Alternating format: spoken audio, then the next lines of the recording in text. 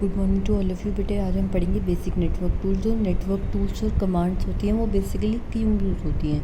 देखो, किसी भी नेटवर्क को अगर हम कॉन्फ़िगर करते हैं, बनाते हैं, मतलब सेटअप करते हैं, या फिर ट्रबल शूट उसमें जो प्रॉब्लम्स आ रही हैं उनको ठीक करने के लिए, नेटवर्क का स्टेटस आइडेंटिफाई करने के लिए, या आइडेंटिफाई करने के लिए आइडेंटिटी ऑफ़ यूज़र जो यूज़ कर रहे हैं उस नेटवर्क को, हमें नेटवर्क टूल्स की ज़रूरत पड़ती है। इसमें सबसे पहला जो है हमारा नेटवर्क टूल, या जिसको हम नेटवर्क कमांड भी बोल सकते हैं, वो नेटवर्क डायग्नोस्टिक टूल है जो ट्रैक करता है पाथवे जो पैकेट ने लिया है किसी भी आईपी नेटवर्क पे सोर्स से डेस्टिनेशन पर पहुंचने के लिए। यानी कि वो पूरा पाथ ट्रैक करेगा कि पैकेट कहाँ आईपी नेटवर्क पे सोर्स से डेस्टिनेशन तक कैसे कैसे कहाँ से जा रहा है। तो ये एक इम्पॉर्टेंट टूल है अंडरस्टैंड करने के लिए इंटरनेट कनेक्शन प्रॉब्लम, जैसे कि पैकेट लॉस हो जाए, या लेटेंसी मतलब कि अगर मतलब कि सेंडर की तरफ से भेज दिया गया है लेकिन वहाँ से क्या है वेब एप्लीकेशन रिस्पॉन्स में टाइम लग रहा है, ठीक है, तो उस डिले को हम बोल देते हैं लेटेंसी। ठीक है, तो ये हमें हेल्प करता है ये देखने के लिए कि पाथ में ट्रैफिक जो है उसको, ठीक है, कंप्यूटर से वेब सर्वर तक और वेब सर्वर से कंप्यूटर तक जो रिस्पॉन्स है और जो पाथ लिया जा रहा है डाटा पैकेट्स का मूवमेंट का, उसको क्या करने के लिए, विजुअलाइज करने के लिए। तो ये हमारा होता है ट्रेस रूट। फिर हम बात कर लेते हैं पिंग की। पिंग क्या है, एक कमांड, प्रॉम्प्ट कमांड है, ठीक है। इससे हम क्या करते हैं, सोर्स कंप्यूटर की एबिलिटी को टेस्ट करते हैं, जिससे कि वो स्पेसिफाइड डेस्टिनेशन पे कंप्यूटर पे पहुंचने के लिए कि वो कितना कैपेबल है सोर्स कंप्यूटर सॉरी जिससे कि वो सोर्स कंप्यूटर जो है स्पेसिफाइड डेस्टिनेशन कंप्यूटर पे पहुंच सके। ये कैसे वो ऑपरेट करता है, एक ICMP internet control message protocol भेजता है, एक इको रिक्वेस्ट भेजता है। इको मतलब जिसमें आवाज़ गूंजती है, ठीक है, तो इको यानी कि मल्टीपल, एक तरीके से कह सकते हो, रिक्वेस्ट भेजता है, मैसेज भेजता है डेस्टिनेशन कंप्यूटर पे, और जब तक उसका रिस्पॉन्स नहीं आता वो तब तक रुकता है। तो इको मतलब क्या है कि जैसे अब तुम पहाड़ी से आवाज़ लगाते हो तो कितनी देर में गूंज के तुम्हें वापस आती है, ठीक है, उससे पता चलता है कि कितनी ज़्यादा उस वॉइस की एबिलिटी है। तो इसी तरीके से अगर हम एक इको रिक्वेस्ट मैसेज भेजते हैं डेस्टिनेशन कंप्यूटर पे, जितनी देर में हमारे पास रिस्पॉन्स आता है उससे हमें ये पता चलता है कि वो कितना कैपेबल है, ठीक है। अब बात कर लेते हैं आईपी कॉन्फ़िगरेशन। देखो, ये है आईपी कॉन्फ़िगरेशन। आईपी कॉन्फ़िगरेशन में क्या होता है, इसमें नेटवर्क में अगर कोई भी ट्रबल आ रहा है तो उस ट्रबल शूटिंग के लिए कमांड होती है आईपी कॉन्फ़िग। इसमें बेसिक इन्फॉर्मेशन हमें उसके बारे में पता चल जाएगी, किसी भी नेटवर्क के बारे में। अच्छा, इसके अंदर एक चीज़ होती है डायनेमिक होस्ट कॉन्फ़िगरेशन प्रोटोकॉल। ये कब यूज़ होती है कि अगर हमें डायनेमिकली असाइन करनी है किसी भी आईपी एड्रेस किसी भी डिवाइस को, ठीक है, तो वहाँ पर हम क्या करते हैं, dynamic host configuration protocol use करते हैं। अब हम आ जाते हैं नेक्स्ट टॉपिक, जिसका नाम है NS लुकअप। NS लुकअप को हम बेटे नेम सर्वर लुकअप भी बोलते हैं। ये एक नेटवर्क यूटिलिटी प्रोग्राम है जिससे हमें इंफॉर्मेशन पता चलती है इंटरनेट सर्वर्स के बारे में, ठीक है। तो हमें क्या कहता है, नेम सर्वर इंफॉर्मेशन जो है फाइंड करता है डोमेन के लिए by querying the domain name system. Domain name system को क्वेरी करते हुए नेम सर्वर इंफॉर्मेशन के बारे में पता करता है, ठीक है। इसमें बेसिकली क्या है, अगर हमें किसी भी इंफॉर्मेशन हमें चाहिए अबाउट इंटरनेट सर्वर तो हम यूज़ करते हैं NS lookup, name server lookup, क्योंकि वो डोमेन नेम सिस्टम में से हमें डोमेन जो है सर्वर की डोमेन नेम सर्वर इंफॉर्मेशन हमें प्रोवाइड करता है। हुइज़ क्या होता है ये क्वेरी और रिस्पांस प्रोटोकॉल है जो क्वेरी करने के लिए यूज़ होता है डेटाबेस के, जहाँ पर रजिस्टर्ड यूज़र्स होते हैं किसी भी इंटरनेट रिसोर्स के, ठीक है। यानी कि क्वेरी करी जाएगी और रिस्पांस आएगा, ठीक है। तो अगर हमें डेटाबेस में क्वेरी करनी है जहाँ पर सभी रजिस्टर्ड यूज़र्स की इंफॉर्मेशन है तो हम यूज़ करेंगे हुइज़, ठीक है। नेट स्टैट में क्या होता है, नेट स्टैट मतलब होता है नेटवर्क स्टैटिक्स। इनकमिंग और आउटगोइंग नेटवर्क कनेक्शन और अदर नेटवर्क इन्फॉर्मेशन हमें नेट स्टैट से मिल जाती है। आपके कंप्यूटर का ओपन कनेक्शन कंप्यूटर प्रोवाइड करा देता है, मतलब कि किसका किससे कनेक्शन है, कौन कहाँ डाटा ट्रांसमिट कर रहा है, और उससे रिलेटेड जितनी भी इंफॉर्मेशन है वो आपको नेट स्टार्ट पे मिल जाएगी। ठीक है, अब बात कर लेते हैं स्पीड टेस्ट की। स्पीड टेस्ट क्या है? एक वेब सर्विस है जो एक तरीके से फ्री एनालिसिस करती है इंटरनेट एक्सेस परफॉर्मेंस का, जैसे कि कनेक्शन डेटा रेट क्या है, ठीक है, लेटेंसी या डिले कितना हो रहा है। तो ये बेसिकली हमें ये बताती है कि अमाउंट ऑफ बैंडविड्थ कितनी है, ठीक है, किसी भी स्पेसिफिक होस्ट के लिए किसी स्पेसिफिक पॉइंट ऑफ टाइम पे। ठीक, अब बात कर लेते हैं एप्लीकेशन लेयर। ये मैंने आपको पहले भी बताया था, APS TNDP, ये मैंने बताया था OSI मॉडल होता है। ठीक है, नेटवर्क में 2 मॉडल होते हैं, OSI मॉडल उनमें से एक है। अब बात कर लेते हैं इसमें, ये टॉप मोस्ट लेयर होती है OSI मॉडल की, ओपन सिस्टम इंटरकनेक्शन की, जो जनरेशन और रिसीविंग ऑफ डेटा जो ट्रांसपोर्ट हो रहे हैं किसी भी नेटवर्क पे उनको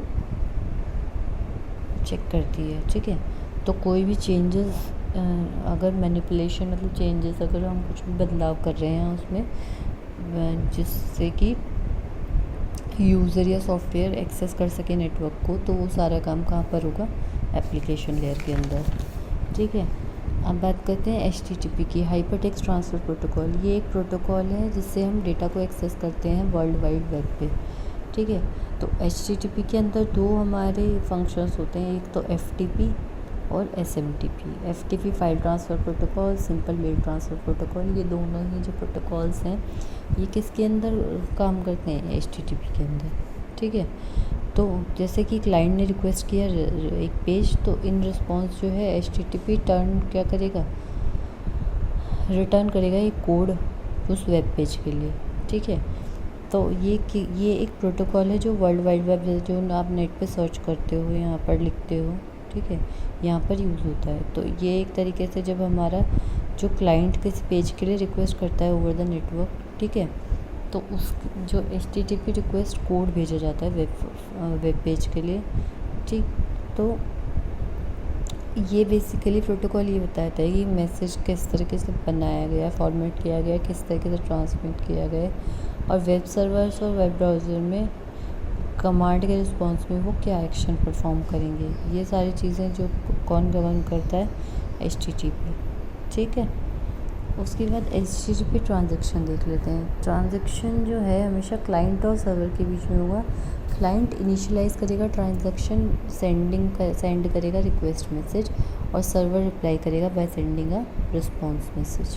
मेरे हिसाब से अब तुम्हें समझ में आ गया होगा कि इंटरनेट पे जो तुम गूगल पे जो सर्च करते हो वो काम कैसे करता है। ठीक है, उसके लिए बेटे जो भी आप क्लाइंट रिक्वेस्ट करता है जिस पेज के लिए, उसके रिस्पॉन्स में HTTP रिटर्न करता है कोड। ठीक है, तो उस कोड से ये प्रोटोकॉल बेसिकली क्या करता है कि मैसेज किस फॉर्मेट में ट्रांसफर होगा, ठीक है, क्या फॉर्मेट रहेगा, सर्वर या ब्राउज़र कमांड के रिस्पॉन्स में क्या एक्शन लेंगे, वो सब चीज़ें कंट्रोल कौन करेगा? HTTP।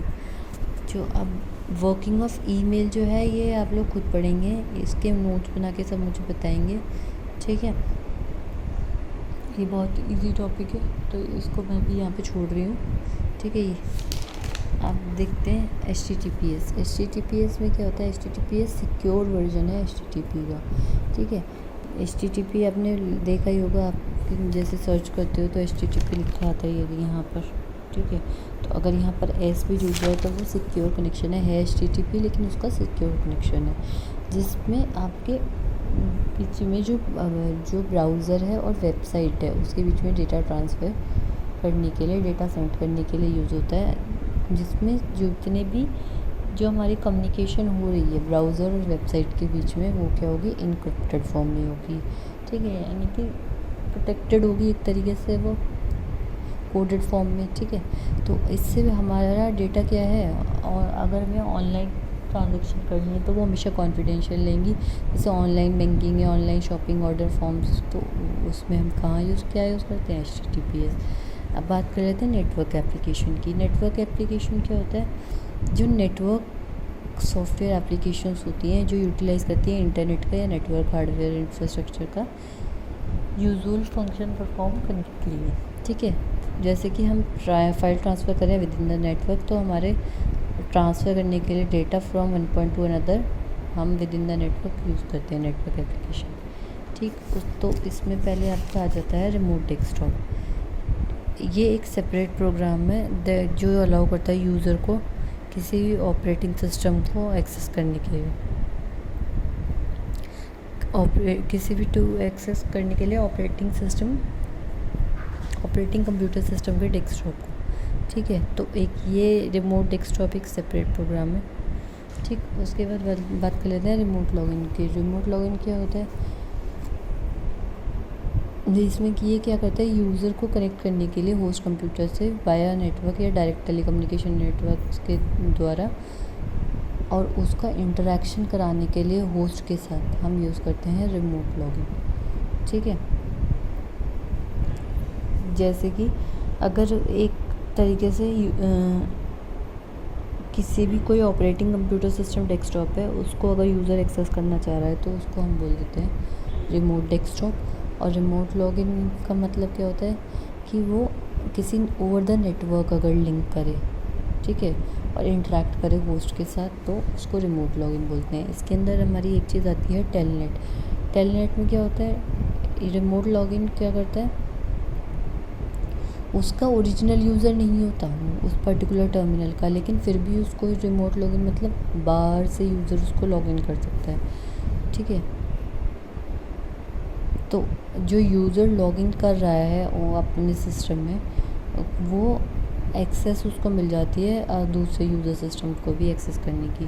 तो ये जैसे किसी कोई फ़ाइल एक्सेस करनी है किसी रिमोट सिस्टम पे, तो मतलब दूर है वो सिस्टम, उसकी इन्फॉर्मेशन दूर है, और हम वहाँ पर क्या कर रहे हैं, लॉगिन करके इन्फॉर्मेशन जो है एक्सेस कर पा रहे हैं, फ़ाइल को एक्सेस कर पा रहे हैं ओवर द नेटवर्क, तो उसको हम बोल रहे हैं रिमोट लॉगिन या टेलनेट। अब बात कर लेते हैं फ़ाइल ट्रांसफ़र प्रोटोकॉल की। ये स्टैंडर्ड नेटवर्क प्रोटोकॉल है जो किस लिए यूज़ किया जाता है, transfer of data, transfer computer files between client and server. किसी भी क्लाइंट या सर्वर के बीच में अगर हमें जो है फ़ाइल ट्रांसफ़र करनी है तो हम क्या यूज़ करते हैं, फ़ाइल ट्रांसफ़र प्रोटोकॉल। ठीक, अब इसका क्या क्लाइंट सर्वर मॉडल के ऊपर, आर्किटेक्चर के ऊपर बिल्ड किया गया है, और यूज़ करते हैं सेपरेट कंट्रोल और data connection between client and server, यानी कि सेपरेट कंट्रोल और डाटा कनेक्शन होता है क्लाइंट और सर्वर के बीच में फाइल ट्रांसफ़र प्रोटोकॉल के लिए, यानी कि कंट्रोल और डेटा कनेक्शन अलग अलग होंगे। ठीक है, तो मेन ऑब्जेक्टिव क्या है, अगर ट्रांसमिट करना है या शेयर करना है फाइल्स को, अगर रिमोट कंप्यूटर्स को एक्सेस करना है ओवर अ नेटवर्क, ठीक है, ट्रांसफ़र करना है डेटा रिलायबली या एफिशिएंटली, तो हम FTP यूज़ करेंगे, और यूज़ करता है इंटरनेट TCP/IP प्रोटोकॉल, जिससे कि इजीली डेटा ट्रांसफ़र हो पाए। आज के लिए इतना ही, बाकी SMTP हम नेक्स्ट वीडियो में पढ़ेंगे। ठीक है, हैव अ गुड डे बेटा।